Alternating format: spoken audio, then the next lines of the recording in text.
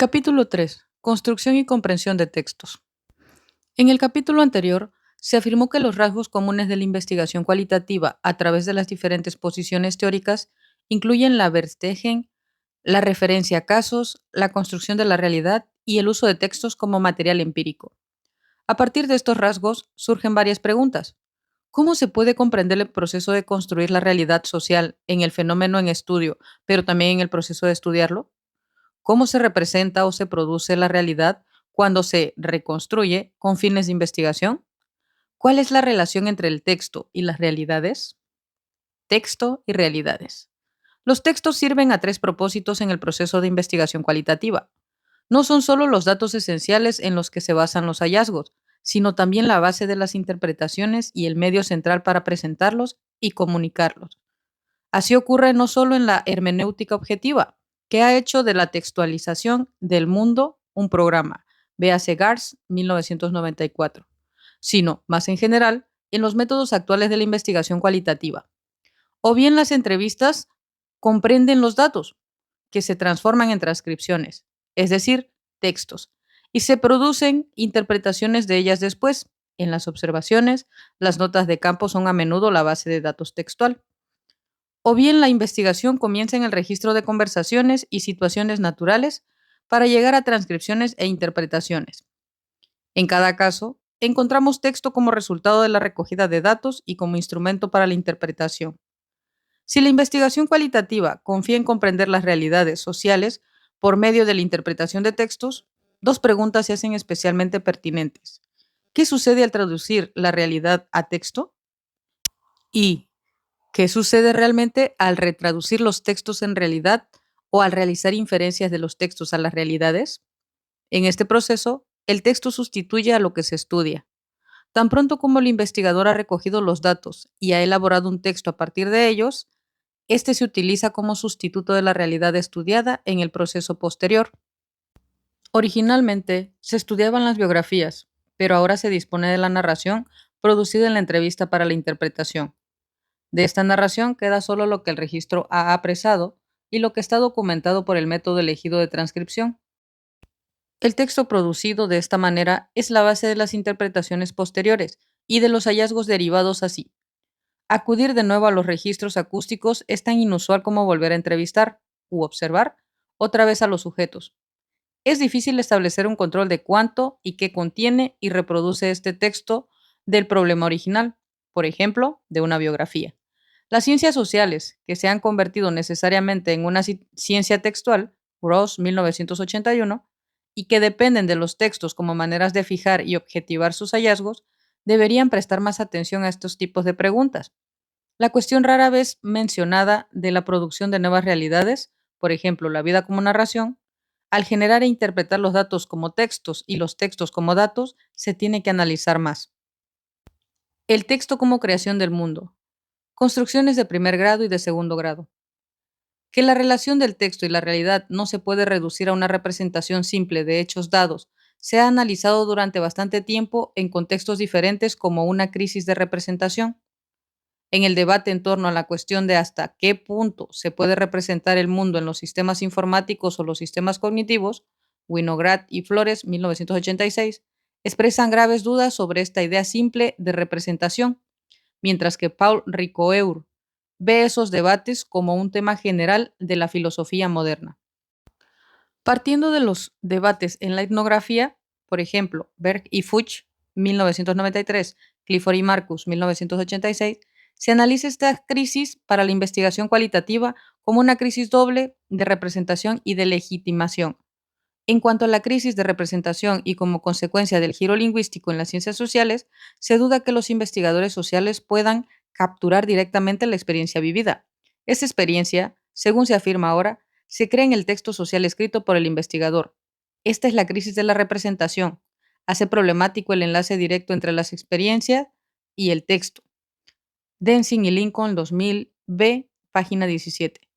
La segunda crisis es la de legitimación, y en ella los criterios clásicos para evaluar la investigación se rechazan para la investigación cualitativa o, siguiendo al posmodernismo, se rechaza en general la posibilidad de legitimar el conocimiento científico. Veas el capítulo 18. El punto crucial en esos debates es hasta qué punto, especialmente en la investigación social, podemos suponer todavía una realidad existente fuera de los puntos de vista subjetivos o socialmente compartidos y cuya representación podamos validar en los textos u otros productos de investigación. Las distintas variedades de constructivismo social, véase Nork, Cetina, 1989, para una panorámica general breve, o construccionismo, Gergen, 1985, rechazan estos supuestos. Por el contrario, parten de la idea de que los participantes producen activamente las realidades por medio de los significados atribuidos a ciertos acontecimientos y objetos, y que la investigación social no puede escapar a estas atribuciones de significado si desea ocuparse de las realidades sociales. Matt Hess resume del siguiente modo las preguntas que se hacen y se deben hacer en este contexto como sigue. ¿Qué consideran real los propios sujetos sociales y cómo y bajo qué condiciones, en la perspectiva de los observadores que se colocan frente a ellas, tiene lugar este proceso de considerar algo real? Y bajo qué condiciones los propios observadores consideran reales las cosas que observan de esta manera? 1985, página 59. Así, los puntos de partida para la investigación son las ideas de los acontecimientos sociales, de las cosas o los hechos que encontramos en un campo social en estudio, y la manera en que estas ideas se comunican las unas con las otras, es decir, compiten, entran en conflicto, triunfan, son compartidas y tomadas por reales. Las construcciones sociales como puntos de partida. Alfred Schutz ha afirmado ya que los hechos solo se hacen relevantes por medio de su selección e interpretación. Estrictamente hablando, no existen cosas como los hechos, puros y simples. Todos los hechos son desde el principio hechos seleccionados a partir de un contexto universal por las actividades de nuestra mente. Por tanto, son siempre hechos interpretados, hechos examinados separados de su contexto por una abstracción artificial o hechos considerados en su entorno particular. En todo caso, llevan sus horizontes interno y externo de interpretación. 1962, página 5. Podemos trazar aquí paralelos con Goodman, 1978. Para Goodman, el mundo se construye socialmente mediante formas diferentes de conocimiento, desde el conocimiento cotidiano hasta la ciencia y el arte como formas de crear el mundo diferentes. Según Goodman y Schutz, la investigación social es un análisis de estas maneras de creación del mundo y de los esfuerzos constructivos de los participantes en su vida cotidiana. Una idea central en este contexto es la distinción que Schutz hace entre construcciones de primer grado y de segundo grado. Según Schutz, los constructos de las ciencias sociales son, por decirlo así, constructos de segundo grado, es decir, constructos de los constructos hechos por los actores en la escena social. En este sentido, Schutz mantiene que la exploración de los principios generales con arreglo a los cuales el hombre organiza sus experiencias en la vida diaria, y especialmente las del mundo social, es la primera tarea de los métodos de las ciencias sociales. 1962, página 59. Según esto, la percepción y el conocimiento cotidianos son la base para que los científicos sociales desarrollen una versión del mundo más formalizada y generalizada. Goodman, 1978.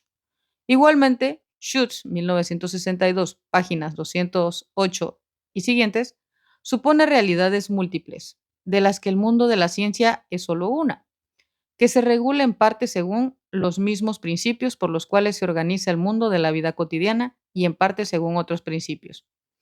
En particular, la investigación de la ciencia social se enfrenta al problema de que se encuentra el mundo que quiere estudiar siempre y solo en las versiones de este mundo existentes en el campo o construidas por sujetos interactuantes, común o concurrentemente. El conocimiento científico y las muestras de interrelaciones incluyen procesos diferentes de construcción de la realidad, construcciones cotidianas, subjetivas por parte de aquellos a los que se estudia, y construcciones científicas, es decir, más o menos codificadas, por parte de los investigadores al recoger, tratar e interpretar los datos y al presentar los hallazgos. Figura 3.1. Figura 3.1. La comprensión entre la construcción y la interpretación, donde la construcción son los textos como versiones del mundo, la interpretación es la comprensión, la atribución de significado, y la experiencia es el ambiente natural y social, los acontecimientos, las actividades. En estas construcciones se traducen relaciones dadas por supuestas. La experiencia cotidiana se traduce en conocimiento por aquellos a quienes se estudia. Los informes de esas experiencias o acontecimientos y actividades se traducen en textos por los investigadores. ¿Cómo se pueden hacer más concretos estos procesos de traducción? La creación del mundo en el texto. Mimesis. Para responder a esta pregunta, se tomará el concepto de mimesis de la estética y las ciencias literarias. Véase Iser, 1993, Kunstforum, 1991, que pueden ofrecer ideas para una ciencia social basada en los textos. Mimesis se refiere a la transformación de los mundos, originalmente, por ejemplo, en Aristóteles, naturales, en mundos simbólicos. Primero, se entendió como imitación de la naturaleza. Sin embargo, este concepto se ha analizado más ampliamente. Gebauer y Wolf, 1995. Un ejemplo sucinto de mimesis, utilizado repetidamente, sería la presentación de las relaciones naturales o sociales en los textos literarios o dramáticos, o en la escena. En esta interpretación, la mimesis caracteriza el acto de producir un mundo simbólico que abarca elementos tanto prácticos como teóricos. 1995, página 3. Sin embargo, el interés en este concepto va ahora más allá de las presentaciones en los textos literarios o en el teatro. Análisis recientes tratan la mimesis como un principio general con el que organizar la propia comprensión del mundo y de los textos. El individuo se asimila a sí mismo con el mundo a través de procesos miméticos. La mimesis hace posible que los individuos salgan de sí mismos, introduzcan el mundo externo en su mundo interno y den expresión a su interioridad. Produce una proximidad hacia los objetos inalcanzable de otro modo y, así, es una condición necesaria de la comprensión. 1995, páginas 2 y 3. Al aplicar estas consideraciones a la investigación cualitativa y a los textos utilizados dentro de esta, se pueden identificar elementos miméticos en los aspectos siguientes. 1. En la transformación de la experiencia en narraciones, informes, etc., por parte de las personas a las que se estudia. 2. En la construcción de textos sobre esta base y en la interpretación de estas construcciones por parte de los investigadores. 3. Por último, cuando estas interpretaciones se introducen de vuelta en los contextos cotidianos, por ejemplo, al leer las presentaciones de estos hallazgos.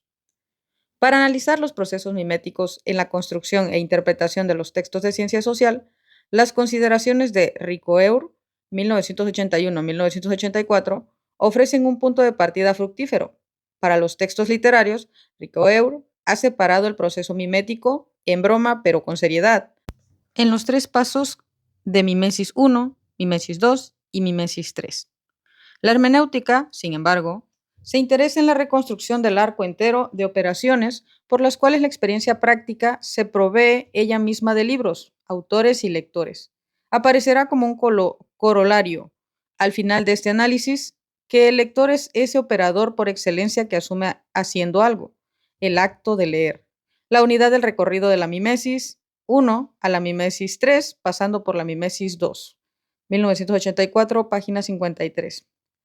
Leer y comprender textos se convierte en un proceso activo de producción de realidad que implica no solo al autor de dichos textos, en nuestro caso, de ciencia social, sino también a la persona para la que están escritos y que los lee. Esto, transferido a la investigación cualitativa, significa que en la producción de textos sobre una cierta materia, una interacción o un acontecimiento, la persona que lee e interpreta el texto escrito está tan implicada en la construcción de la realidad como aquella que lo escribe. De acuerdo con la interpretación de la mimesis efectuada por Ricoeur, se pueden distinguir tres formas de esta en una ciencia social basada en los textos.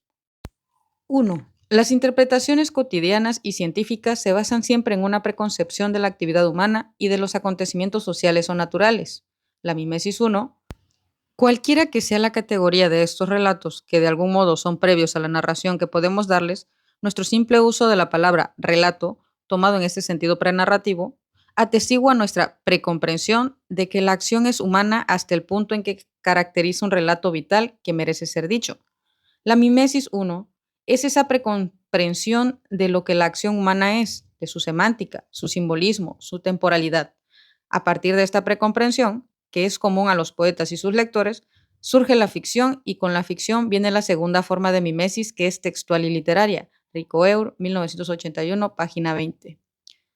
2. La transformación mimética al procesar las experiencias de los ambientes sociales o naturales en textos, sean narraciones cotidianas contadas a otras personas, en algunos documentos o al producir textos con fines de investigación. Se debería entender como un proceso de construcción. La mimesis 2. Este es el dominio de la mimesis 2 entre la anterioridad y la posterioridad del texto. En este nivel, la mimesis se puede definir como la configuración de la acción, 1981, página 25. 3. La transformación mimética de los textos en comprensión se produce por medio de procesos de interpretación, la mimesis 3.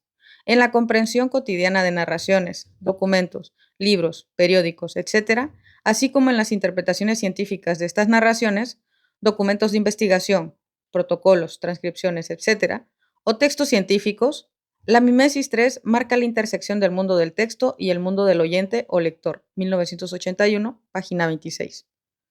De acuerdo con este planteamiento, que Ricoeur ha formulado al tratar los textos literarios, los procesos miméticos se pueden situar en la comprensión de la ciencia social como la interacción de la construcción y la interpretación de las experiencias, figura 3.2.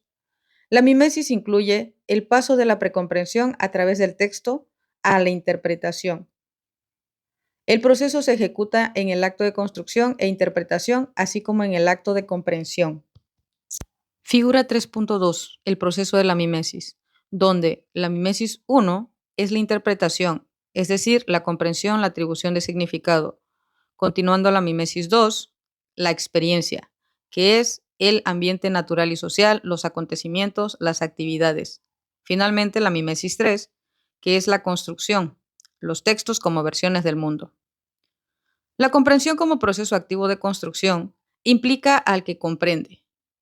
Según esta concepción de la mimesis, este proceso no está limitado al acceso a los textos literarios, sino que se extiende a la comprensión como un todo y, así, también a la comprensión como concepto de conocimiento en el marco de la investigación de la ciencia social. Gebauer y Wolf, 1995, clarifican esto en un análisis generalizador de la mimesis. Estos autores se refieren a la teoría de Goodman, 1978, de las diferentes maneras de crear el mundo y las versiones resultantes del mundo como resultado del conocimiento. Por lo que se refiere a este modelo, conocer es una cuestión de invención. Los modos de organización no se encuentran en el mundo, sino que se constituirán en un mundo. La comprensión es creativa. Con la ayuda de la teoría de Goodman de la creación del mundo, la mimesis se puede rehabilitar en oposición a una tradición que la privó rígidamente del elemento creativo y que descansa en presupuestos falsos. El objeto aislado de conocimiento, el supuesto de un mundo existente fuera de los sistemas de codificación, la idea de que la verdad es la correspondencia entre las declaraciones y un mundo extralingüístico, el postulado de que se puede hacer remontar el pensamiento hasta un origen. Nada de esta teoría permanece intacto después de la crítica de Goodman. Los mundos están hechos de otros mundos. 1995, página 17. Así, Gebauer y Wolf analizan la mimesis desde el punto de vista de la construcción de conocimiento en general y Ricoeur para los procesos de comprensión de la literatura en una manera particular, sin invocar la idea estrecha y estricta de representación de los mundos dados en los textos y sin el concepto estrecho de realidad y verdad. La mimesis, en este sentido, lleva ventaja a nuestros conceptos de referencia, de lo real y de verdad. Engendra una necesidad todavía no satisfecha de pensar más. Ricoeur, 1981, página 31. La mimesis en la relación de la biografía y la narración. Para mayor clarificación, esta idea del proceso mimético se aplicará a un procedimiento común en la investigación cualitativa. Una gran parte de la práctica de investigación se concentra en reconstruir los relatos vitales o biografías en entrevistas. El punto de partida es suponer que una narración es la forma apropiada de presentar la experiencia biográfica. Para más detalles, véanse los capítulos 9, 10 y 16. En este contexto, Ricoeur mantiene la tesis de una cualidad narrativa o prenarrativa de la experiencia como tal, 1981, página 20. En cuanto a la relación mimética entre los relatos vitales y las narraciones, Brunner destaca que la mimesis entre la llamada vida y la narración es un asunto de doble dirección. La narración imita la vida imita a la narración. Vida, en este sentido, es la misma clase de construcción de la imaginación humana que una narración. La construyen los seres humanos por medio de raciocinio activo, por la misma clase de raciocinio mediante el cual construimos narraciones. Cuando alguien te cuenta su vida, es siempre un logro cognitivo más bien que un relato transparente de algo dado unívocamente. Al final es un logro narrativo. No existe psicológicamente algo como la vida misma. Como mínimo, es un logro selectivo de recuerdo de la memoria. Fuera de eso, contar la vida de uno es una hazaña interpretativa. 1987, páginas 12-13. Esto significa que una narración biográfica de nuestra propia vida no es una representación de procesos objetivos. Se convierte en una presentación mimética de experiencias, que se construyen en forma de narración con este propósito, en la entrevista. Por otra parte, la narración en general proporciona un marco en el que las experiencias se puedan localizar, presentar y evaluar. En resumen, en el que se viven. El problema estudiado aquí, por la investigación cualitativa, está construido e interpretado ya en la vida cotidiana en la forma en la que es necesario estudiarla, es decir, como una narración. En la situación de entrevista, esta manera cotidiana de interpretar y construir se utiliza para transformar estas experiencias en un mundo simbólico, la ciencia social y sus textos.